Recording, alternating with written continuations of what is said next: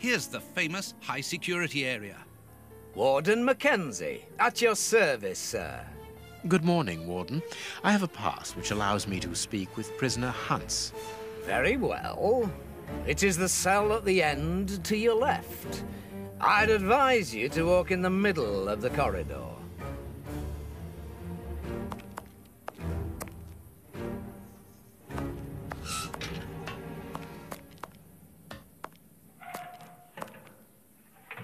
Hey, brother. Lucky for you that they caught you before I rearranged your dirty little rat's face. I'm gonna kill my brother. But before that, I'm gonna make him eat his own eyes. Just for a laugh.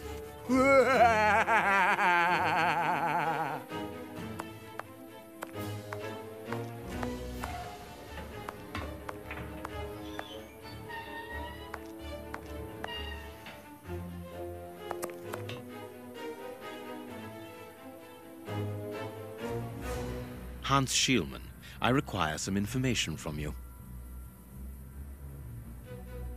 So, who do we have here? The celebrated Sherlock Holmes himself. Do you know that for all the time I have spent rotting in here, you are my first and only visitor? I think this is cause for celebration.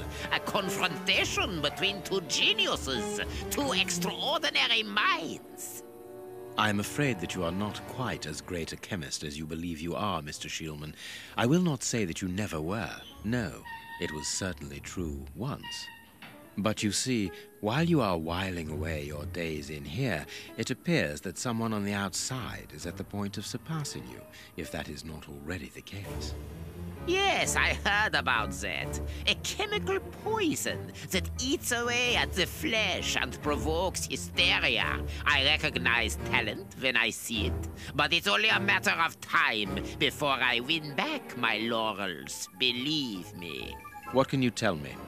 That depends on what you can bring to me. What do you want? Do you know why I am treated so harshly? For my meals, I am given nothing but a hunk of bread. And even then, not just any sort. Get to the point. Never interrupt me! Where was I? Oh yes, the bread.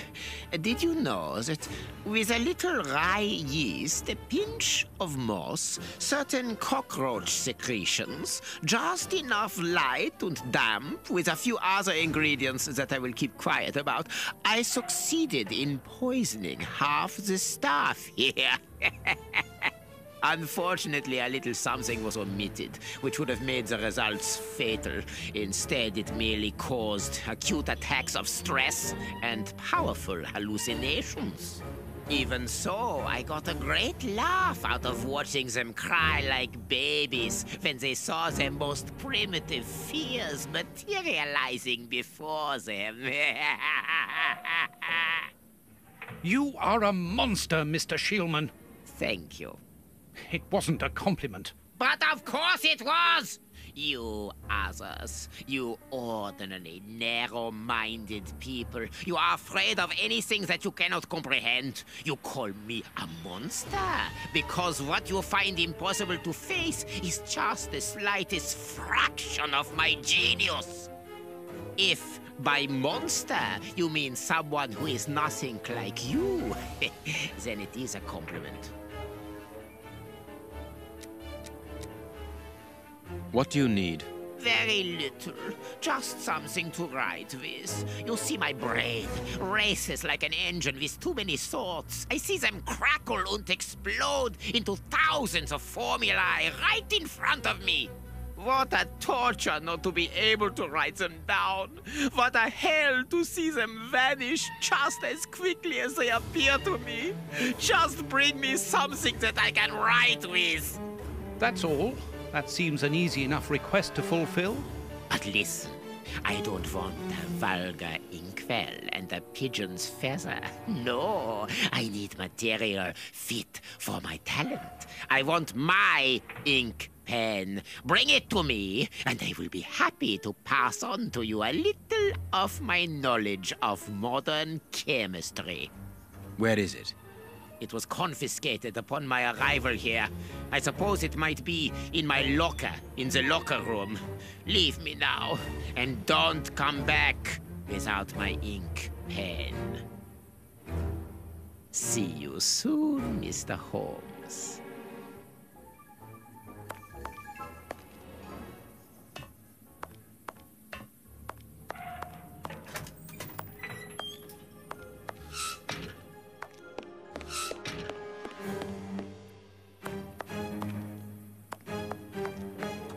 Locked.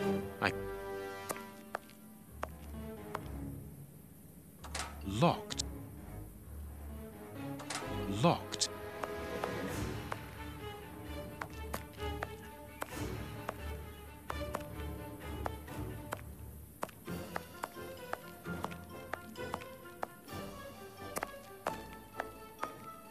We must go to the locker room, Holmes. Closed. Closed.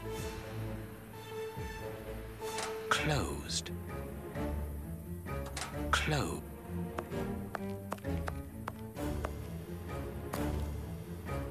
Sorry, sir.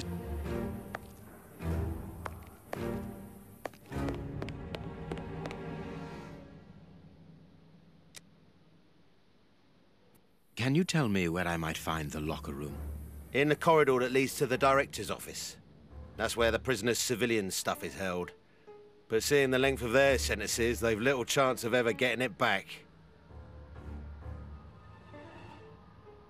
Can you open the locker room for us? We would like to inspect Shieldman's personal items. No, Mr. Holmes. I'm not responsible for that. You will find the keys in the Secretary's office. See you later, Mr. Holmes.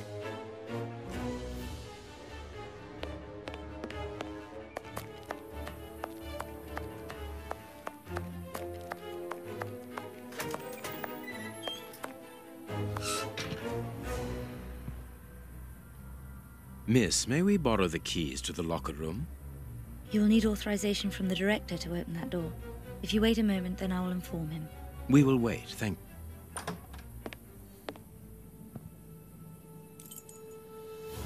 Anything new, Mr. Holmes? Mr. Holmes, have you been able to get what you wanted from our lodger? Not yet. We must first cast light upon a crucial point, and for that we require your help again. What can I do? We need to examine Shieldman's civilian clothing. Very well, but be extremely careful. What do you mean? In that madman's compartment, you will find a strange little coded case which refused point blank to open when he was incarcerated. We did try to force it, but without success. Didn't you ask the experts? Of course we did.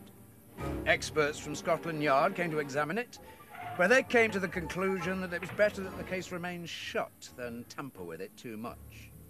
I see. They were afraid that some poison or other might escape if it was opened. Exactly. Bear in mind that this man is an evil genius, a master poisoner, and that his poisons are never ordinary. Here's the key to the locker room. I give you the authorization to open it. Good. Thank you, Mr. Patterson. Miss Patterson, the guards are still waiting for you to put up the duty list. Do it as soon as possible. Without it, the changing of the guard cannot take place. Or had you forgotten?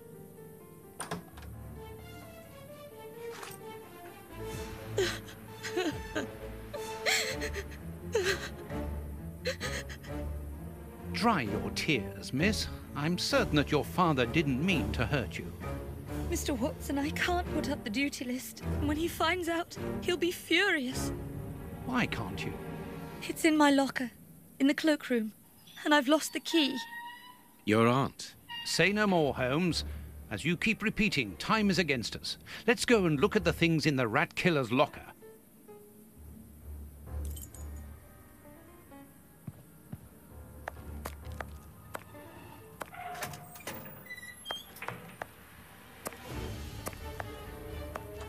Locked. Locked. Locked. Closed. Closed.